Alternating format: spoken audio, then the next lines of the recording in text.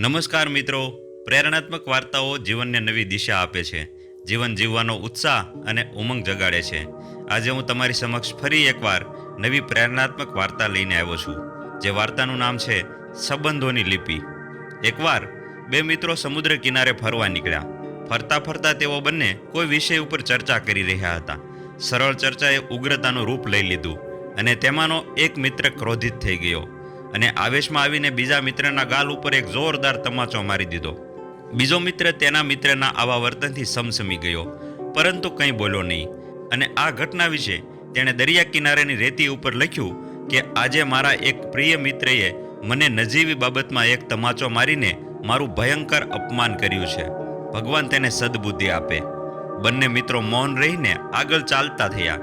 ચાલતા ચાલતા અચાનક દરિયાના પાણીનું એક જોરદાર મોજું આવ્યું, જેમાં જે મિત્રએ તમાચો ખાધો હતો તે તણાવવા લાગ્યો. આ જોઈને જે મિત્રે તમાચો માર્યો હતો તે મિત્ર એક પળનો પણ વિલંબ કર્યા વિના પાણીમાં કૂદી પડ્યો અને પોતાના જીવના જોખમે બીજા મિત્રનો જીવ બચાવ્યો. પાણીમાંથી બહાર નીકળીને બંને મિત્રો પાણીથી દૂર આવેલા પથ્થરો પર થાક ખાવા બેઠા.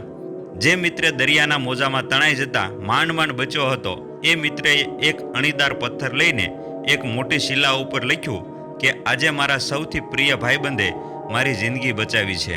ભગવાન તેને દીર્ઘાયુ આપે. પેલા મિત્રએ રેતીમાં લખવાની અને પથ્થર પર લખવાની બંને ઘટના જોઈ હતી. તેથી મિત્રનું આવું વર્તન જોઈને તમાચો મારનાર મિત્રએ પૂછ્યું કે મેં તને તમાચો માર્યો એ વખતે તે રેતી ઉપર લખ્યું અને મેં તારો જીવ બચાવ્યો એ ઘટનાને તે પથ્થર ઉપર લખી. આવું કેમ કર્યું?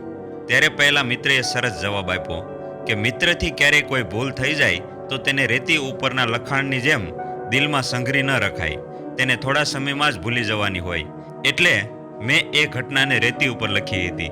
અને મિત્ર કોઈ ઉપકાર કરે તો તેને પથ્થર ઉપરના લખાણની જેમ હંમેશના માટે મનમાં સંઘરી રાખવી જોઈએ. કોઈએ કરેલો ઉપકાર ક્યારેય ભૂલવો જોઈએ નહીં. તેથી મેં તારા દ્વારા મારો જીવ બચાવવાની ઘટનાને પથ્થર ઉપર કોતરી નાખી. મિત્રો, આપણે પણ કોઈ સગા, સ્નેહી કે મિત્રો દ્વારા કરવામાં આવતી ભૂલોને ભૂલી જવી જોઈએ. તેમના દ્વારા કરવામાં આવેલ મદદ કે તેમના સારા ગુણોને હંમેશા માટે સંઘરી રાખવા જોઈએ.